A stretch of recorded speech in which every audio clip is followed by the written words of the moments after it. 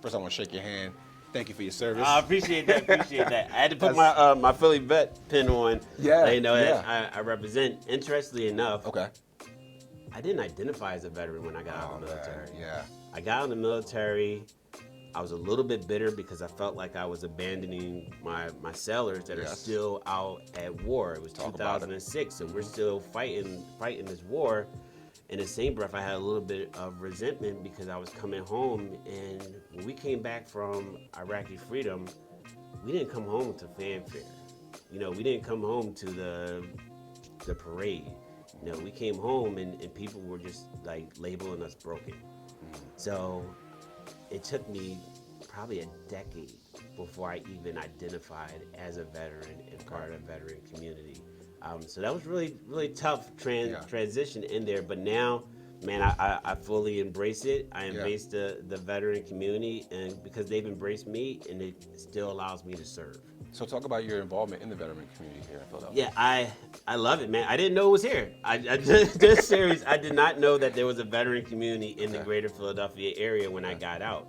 What really sparked it was about 2017, and a very good friend of mine gave me a book. It was the book's Brother Forever, about Travis Manion and Brandon Looney's life. Travis was a local military Marine who unfortunately passed away in the line of service, and Brandon as well, his best friend, passed away in line of service.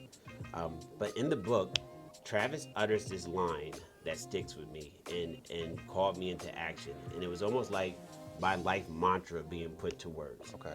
His brother came to him and said, hey, you know, if you get hurt or something, you don't have to go to Afghanistan or Iraq. I apologize, I can't remember, but go out on a deployment. You can stay home with us.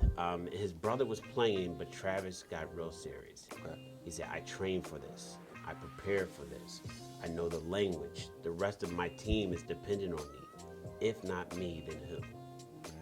And when I read that in the book, I was like, wow, that's this guy right here. What book was this again? Brothers Forever, about the life of Travis Manion and Brandon Looney. Okay. And I called up the gentleman, it was actually Travis's uncle, Joe, who gave me the book.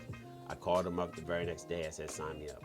I want to be part of whatever it is to honor his legacy and to be part of this community. Awesome. So it's the family made this amazing organization called the Travis Manion Foundation. Okay.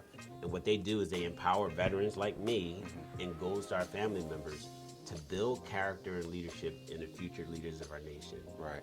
I was able to bring that here in Philadelphia. Awesome. And what I do is I go to South Philadelphia elementary schools, middle schools, high schools, youth organizations, and I tell young people that the same character that I displayed on the submarine, the same character that Travis lived and died for, you can show right now in your community, in your school. You can step up to the bully.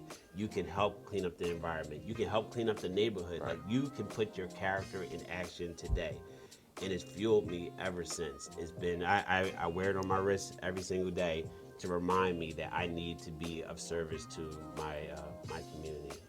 2018 was one of the best experiences I had with the Travis Manion Foundation.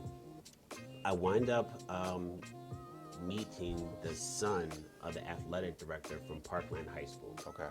His name was Chris Hickson. Yeah. And Chris was a Navy veteran. Awesome. And Chris actually went into Parkland High School and confronted the shooter the day of the mass shooting.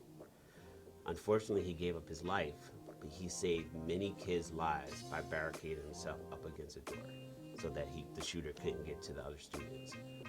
And I met his son. I introduced myself to him through LinkedIn, and I said, hey, I speak to kids in the greater Philadelphia area, juvenile delinquents, kids that have a bad rap. I was like, is there anything that you would want me, or you think your father would want me to say to these young people?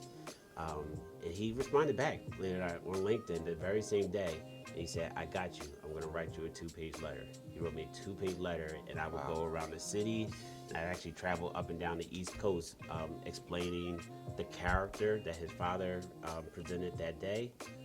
But Tom, his son, also wrote this in a letter. He said that no matter how bad your situation is, you can always be redeemed.